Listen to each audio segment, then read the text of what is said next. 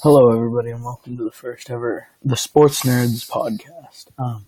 It'll be about however long I decide to make it, and I'll just go over what's going on in sports right now.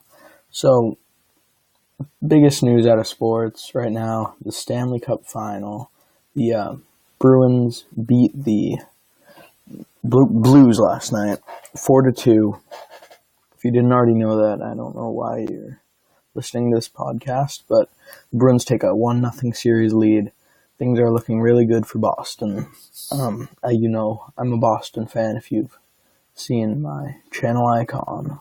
So, I'm pretty happy about that. It was a pretty great comeback.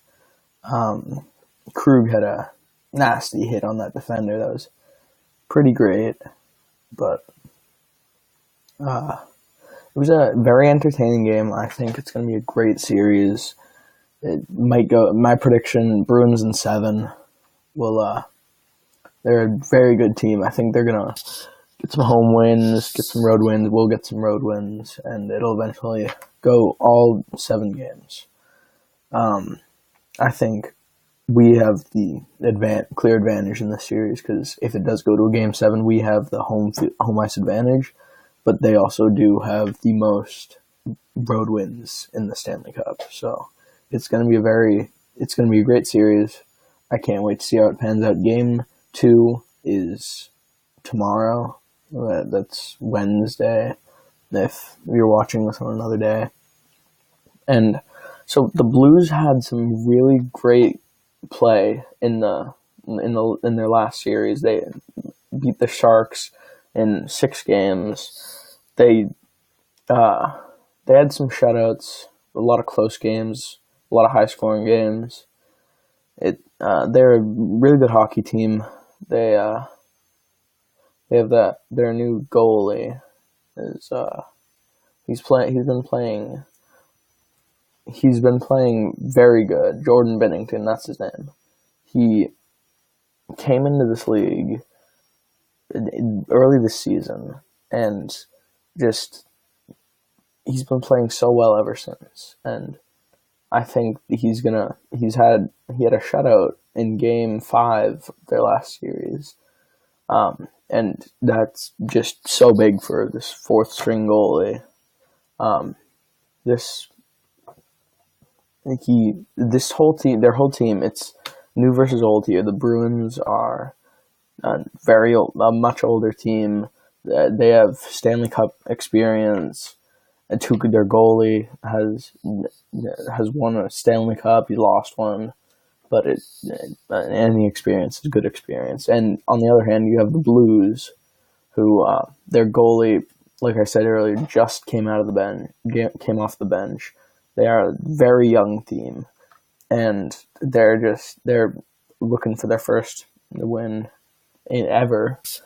And this series means so much to the St. Louis fans. I had no idea about this. The Blues, St. Louis, I did know this. St. Louis and Boston met in the Stanley Cup way back They met way back. It was the year of the Bobby Orr goal, the 74 Stanley Cup. The Bobby Orr goal, no, it wasn't it. The 1970 Stanley Cup is the last time the Bruins and the Blues met in the Stanley Cup. That was the classic Bobby Orr, the trip goal. They have a statue outside of TD Garden for it. But there's so much more to this rivalry than I realized. That is the last time that obviously St. Louis has been to the Cup. That was the St. Louis hasn't been to the Cup since they haven't ever won a Cup. That was one of their first years as a franchise, and it's just such a big deal for them because they have no experience whatsoever, and the Bruins have all the experience in the world, and it would just mean so much for the city of St. Louis to get this Stanley Cup win. So yeah, we have game 2 tomorrow. We'll see how that goes. That'll be a very interesting game. I think the Blues are going to win it in game 2. They're going to tie it up and head into game 3 with a tied series. So that's the Stanley Cup. And basketball news: the NBA Finals are going on. It's the Warriors versus the Raptors. I have no idea how the Raptors got here. They've just been playing. So they've been playing like not. They haven't even been playing good. It's been Kawhi Leonard that has carried this team to the victory. I think he can't hold it up for much longer, and I think they'll collapse. I say Warriors in 5 or 4. So the NBA. Basketball isn't really my sport. I don't want to dwell too much on this before I say something that makes me look like an idiot. But the Warriors have just been so dominant with their play that they've had a couple of close ones, but the majority of their games have been decided by more than 10 points. They've been so dominant in this entire playoff series. I think there's virtually no way for the Raptors to pull off this upset here.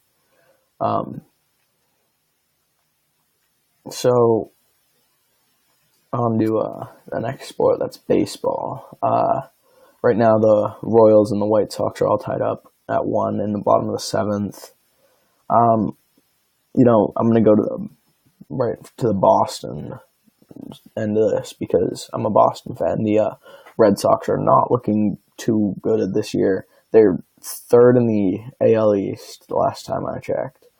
And that's just, after coming off of the huge World Series win last year, it's a nasty surprise for all Boston fans. They beat the Indians 12-5 yesterday on Memorial Day, which was certainly a good win for them. There's just the Yankees have been playing as you'd expect the Yankees to play, but the Rays have really come out of nowhere. They're 14-11 at home, which isn't too great, but they're 18-8 away. They're 2 games back from the Yankees. I wouldn't sleep on them. They've got some real star power here. They've got Evan Longoria here. He's on 36 for 160 on the year, which isn't great. He's got 6 home runs already, though. He's batting .225, which I'm sure the Rays would love for him to get up. He's got 19 RBI. He's got an OPS of 716, which is a little low for a player of his ability, but I think that'll come up as we move through the season.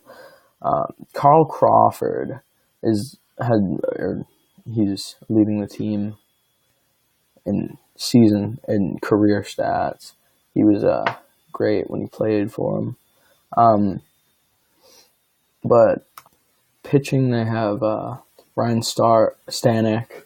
He's got .4 wins over replacement. He's fairly new. Debuted in 2017 versus Boston, actually. He's got a 3.18 ERA, which isn't all too good. I see some potential in him. I think we'll have to watch out for him. I think the Rays will go on to win the AL East. They have the power to do it. They just need to win some games. But that's all. I think that's all for the news today. If you want to see more of this, leave a like and comment what you think if you disagree with all of my opinions as a Boston sports fan. Anyway, I'll see you in the next podcast.